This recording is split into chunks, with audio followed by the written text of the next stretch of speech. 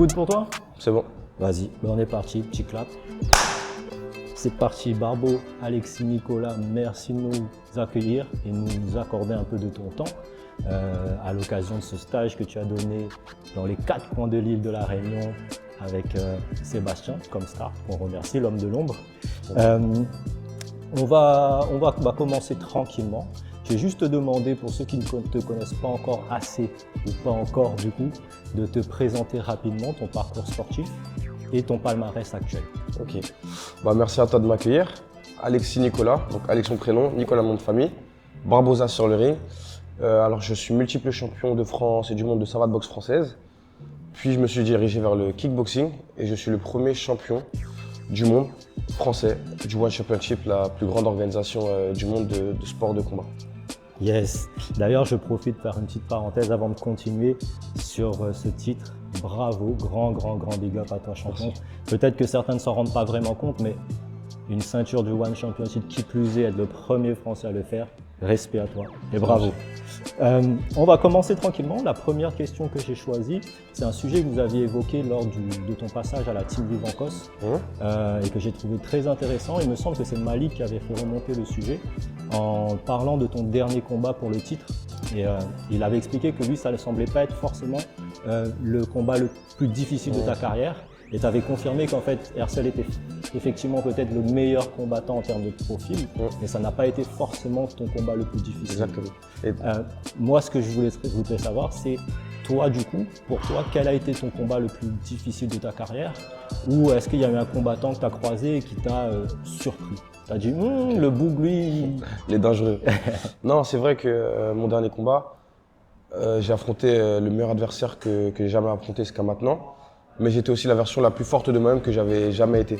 Donc ça a fait que ce combat-là n'était pas le plus dur que j'ai pu avoir, mais c'était un combat très intéressant et surtout qu'il y avait un game plan qui était optimal. Maintenant, pour répondre à ta question, je pense que le combat le plus dur que j'ai eu à faire était le combat contre Magomed Magomedov. Pour le coup, qui n'était pas lui l'adversaire le plus fort que j'ai rencontré, mais c'était le contexte. J'avais perdu mon grand-père peut-être 3 ou 4 jours avant et j'étais tout sauf présent mentalement dans ce combat-là.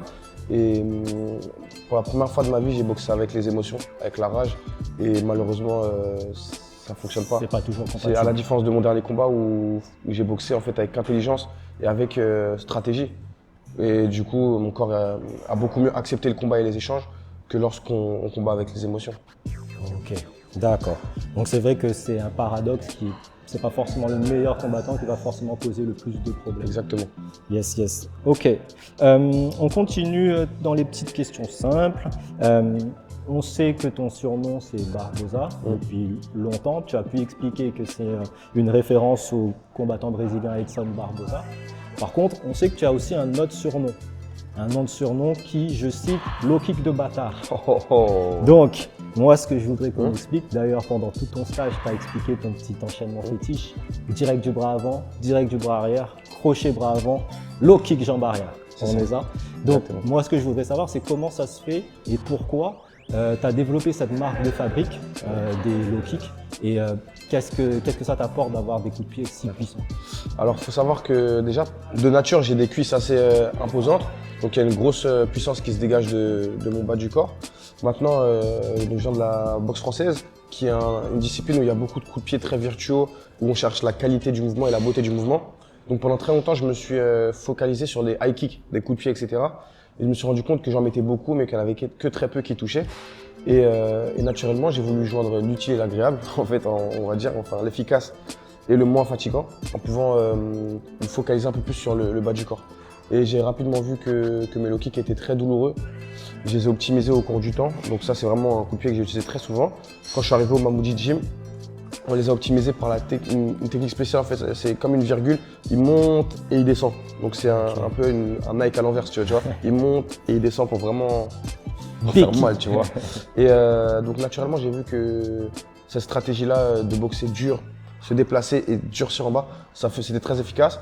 Et c'est paradoxal, mais du coup, le fait d'avoir mis moins de coups de pied à la tête, moins de high kick, m'a fait mettre plus de KO en high kick. Ça te rend moins prévisible. Moins prévisible. J'ai mis beaucoup plus de coups de pied en bas, et quand je mettais en haut, là c'est vrai que ça tombait et ça dormait. Et le low kick de bâtard, on doit ça à un coach Chris, Diamond, qui était en Thaïlande, que j'ai rencontré en Thaïlande.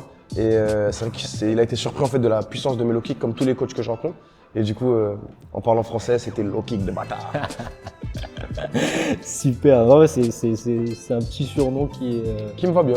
Ouais, voilà, qui te va comme un gant, tu vois. Merci. Et juste un petit bonus, est-ce que tu aurais, tu l'as dit un petit peu, la virgule inversée, mais tu aurais un petit tips pour nos champions qui regardent la vidéo pour un bon coup de pied. Qu'est-ce que c'est qu'un bon coup de pied? Alors qu'est-ce que c'est qu'un bon coup de pied? C'est un coup de pied qui est construit par des beaux coups de poing. Comme je dis souvent, un enchaînement, c'est pas qu'une suite de coups. Pour moi, c'est une infinité de coups. Et il y a quelque chose que j'ai développé justement pendant ces stages-là. J'avais jamais eu cette image en tête vraiment. Et c'est vraiment, en fait, je vois un coup de pied, enfin un enchaînement, comme une infinité de mouvements. C'est-à-dire que quand je vais mettre le direct, tu vois, il y a le coup, ça m'ouvre des portes pour pouvoir mettre n'importe quel coup après. Donc là, je mets le direct, tout de suite, je vais pouvoir mettre un autre coup de poing. Là, tout de suite, si je reviens, je vais pouvoir mettre l'autre coup de pied. Si je reviens, je vais mettre...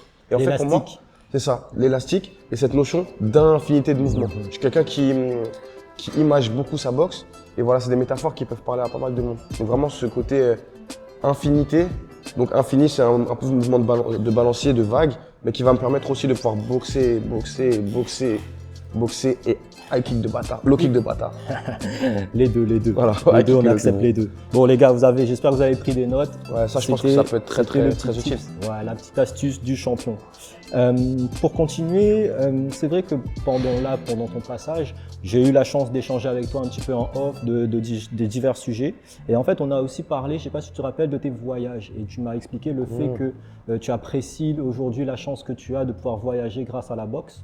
Et moi, je voudrais savoir si, du coup, justement, par rapport à ces différents voyages et ces différentes rencontres que tu fais au cours de ces déplacements, est-ce que tout ça, ça contribue à ce que tu deviennes un meilleur combattant? Avant même de devenir un meilleur combattant, je deviens un meilleur homme. Et je trouve ça incroyable de pouvoir échanger avec des personnes de tous les horizons, des quatre coins du monde, bien que la Réunion soit française. On est quand même à l'autre bout du monde. On est à l'autre bout du monde et je me dis que voilà, quand je serai dans mon lit en métropole, j'ouvrirai les yeux ou je fermerai les yeux et je sais qu'il y aura des jeunes enfants ou des jeunes combattants qui pensent à moi et c'est ça. Comme dit, moi, le voyage, ce qui me rend fier dans le voyage, c'est les rencontres. Et en plus de ça, ce que je me dis, c'est que cette ceinture-là ou les ceintures que je vais gagner encore, c'est du matériel. Et ce que j'emporterai avec moi, ce ne sera pas la ceinture, ce sera toutes les petites graines que je sème dans le monde entier et pouvoir partager en réalité avec ce beau monde. C'est beau, hein? Ouais. T'as pleuré là. Pleure pas, attendez un mouchoir s'il vous plaît. C'est beau. Non, t'as raison. Et est-ce que dans la même logique, est-ce que tu conseillerais à nos jeunes champions que tu as pu croiser pendant tes stages, est-ce que tu conseillerais à nos champions de voyager et d'aller à la rencontre de divers box? C'est un passage naturel. Tu sais, il y a plein de choses qui nous éduquent. Il y a nos parents, il y a l'école, mais aussi les voyages, les différentes cultures. Et en dehors de ça, là, si on parlait que d'humainement, ce serait ça. Mais sportivement, la Réunion est un foyer de champions, un vrai vivier qui est présent. Mais malheureusement, en gros, c'est encore en développement. Et pour moi, il y a, sans dénigrer aucun coach, il y a très peu de coachs, voire aucun, qui est capable actuellement, et seul surtout, parce que j'aimerais vraiment fédérer tous les coachs. À eux tous, ils pourraient faire de grandes choses, mais chaque coach individuel-là que j'ai pu rencontrer ne pourrait pas à lui seul accompagner les jeunes réunionnais vers le top niveau, vers le top niveau mondial, parce que c'est un autre univers. Maintenant, oui, je recommande même aux jeunes réunionnais de construire leur projet, de pouvoir s'expatrier, de pouvoir partir en métropole ou à l'étranger et de pouvoir vivre de leur passion, vivre même en dehors d'un rêve, que ce soit une passion et que ça devienne leur travail. C'est quelque chose qui est possible parce que je suis en train de le réaliser, mais à la condition de se donner les moyens de le faire. Ok, cool. Donc les gars, n'hésitez pas à voyager, à sauter la mer comme on dit ici. C'est ça, sauter la mer, mais de manière intelligente. N'allez pas essayer de sauter la mer pour vous noyer, non. Parlez-en à vos coachs. Faites en sorte de construire le projet, faites en sorte d'être accompagné. Écoutez différents bruits de cloche. Ne soyez pas seul à vouloir nager. Franchir la mer tout seul, c'est compliqué. Avec un bateau et une armée, c'est beaucoup mieux. C'est clair. Et est-ce que dans cette même logique, tu aurais des recommandations au niveau destination? On connaît l'école thaïlandaise classique.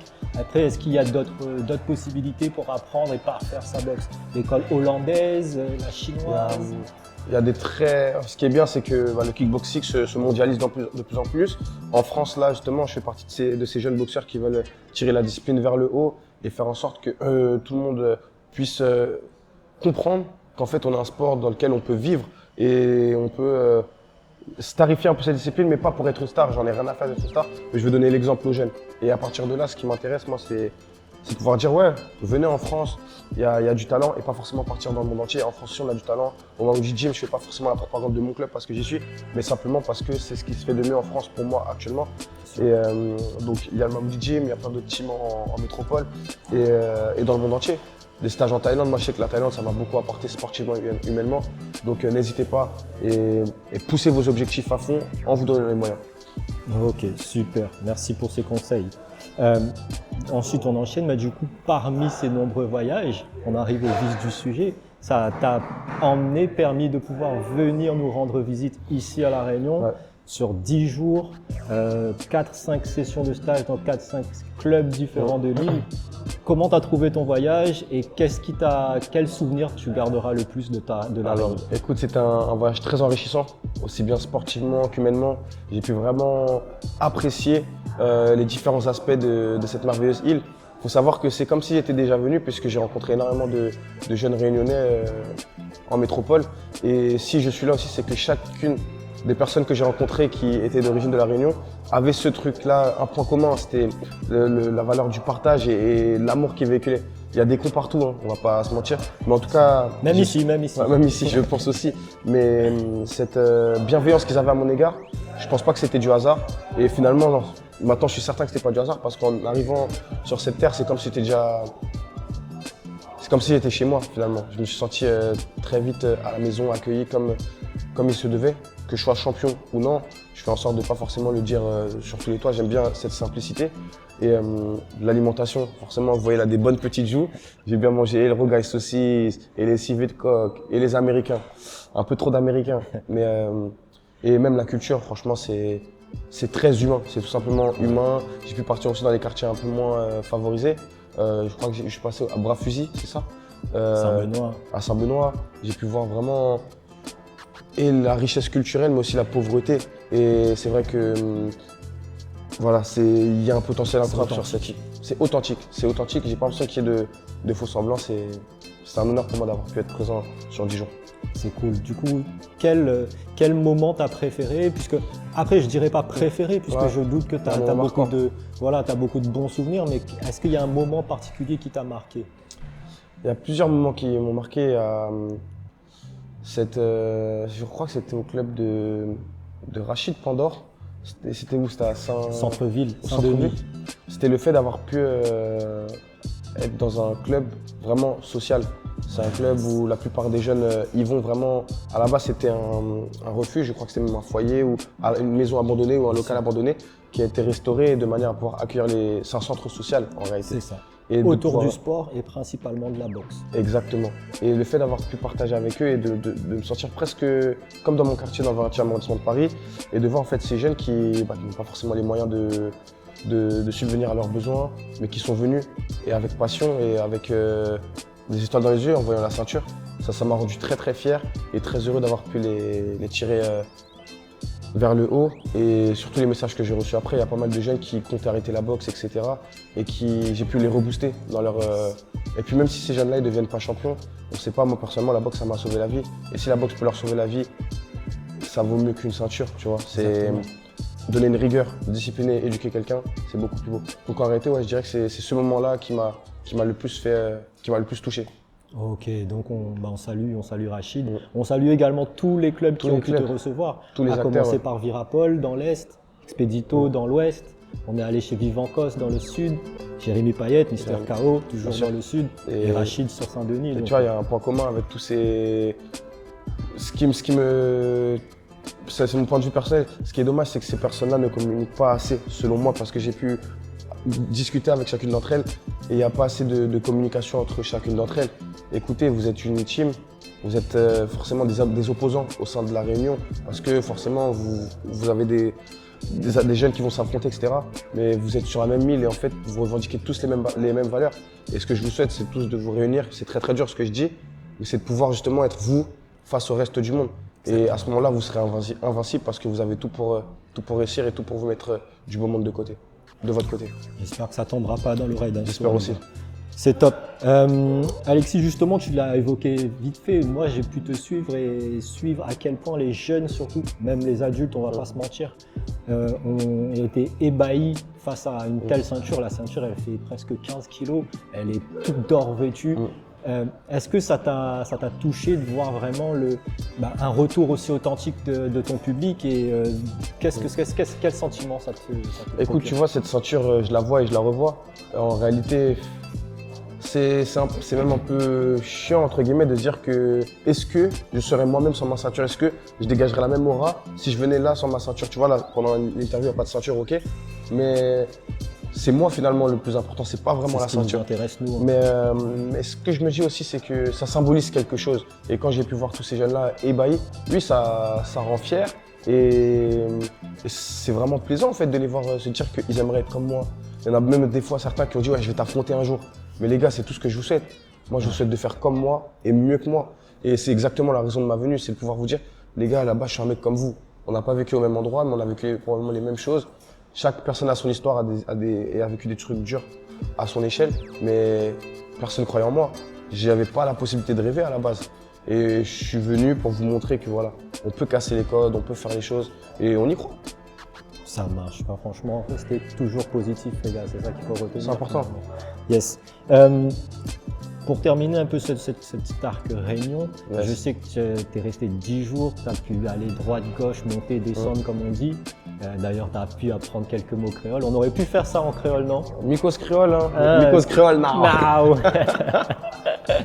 Donc 10 jours, c'est passé très vite. Est-ce que pour le coup, tu aurais une chose dont tu aurais le regret de ne pas avoir eu le temps d'avoir fait et qui pourrait peut-être être pour le prochain passage? C'est vrai que j'ai beaucoup travaillé du coup durant ce stage. C'est ça, obligé. Une chose que je regrette de ne pas avoir fait, une chose que je regrette d'avoir fait. Parce que je regrette d'avoir fait la randonnée, ça c'est Non, je l'avais zappé cet épisode. Non, je regrette pas du tout d'avoir fait cette randonnée, c'était très plaisant.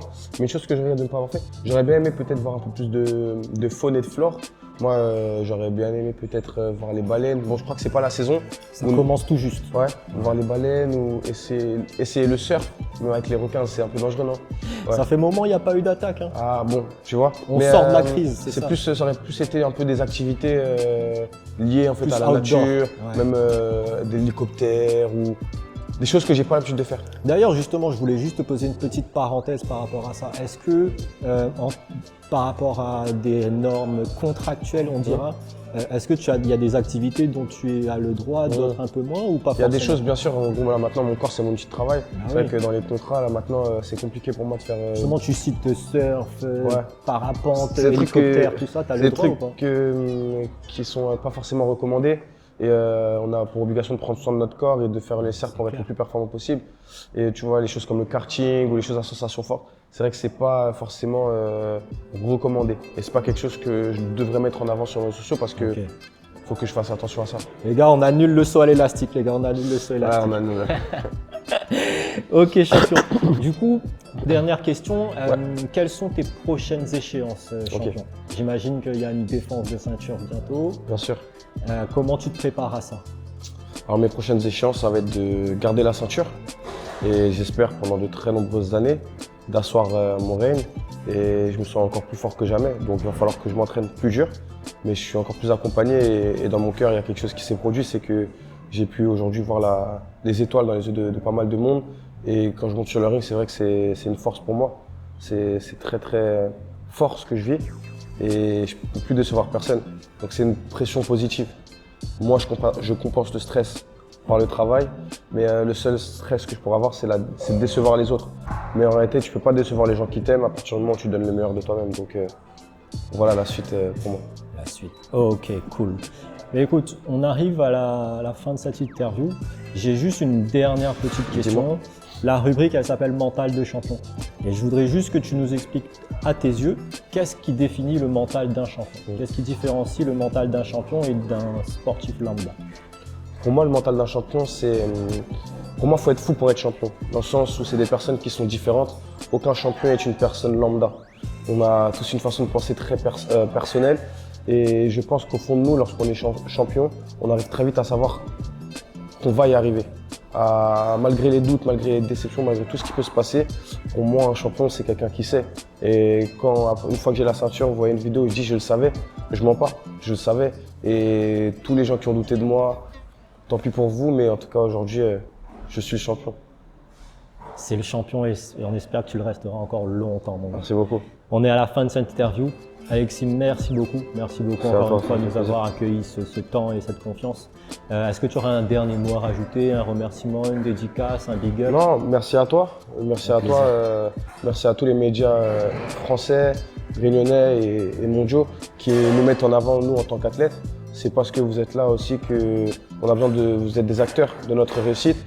Petit message aussi à tout le monde, en réalité, aux Réunionnais comme à tout le monde. C'est important de pouvoir faire confiance à des personnes qui agissent et qui nous mettent en avant. C'est important de pouvoir se mettre en avant. On est des boxeurs, mais on est des êtres humains aussi. On a tous une passion, on est des artistes. L'art martial, c'est un art et ça se met en avant de la meilleure des manières. Donc arrêtez de faire des choses rustiques ou rudimentaires. Faites les choses bien, accompagnez-vous des bonnes personnes. Investissez sur vous. Investissez sur vous. Quand je parle d'investissement, je parle même financier. N'hésitez pas à hauteur de vos moyens, mais à investir, à aider les personnes qui sont dans votre entourage et ça retournera de manière très positive. C'est noté. Merci sur ces belles paroles. C'est comme Merci ça à vous. qu'on se quitte. Et bonne fin de séjour à toi. Merci beaucoup. J'espère qu'on te verra prochainement. Et en C'est tout très cas, on va probable. continuer à suivre tes actualités. Champion. Merci mon gars champion.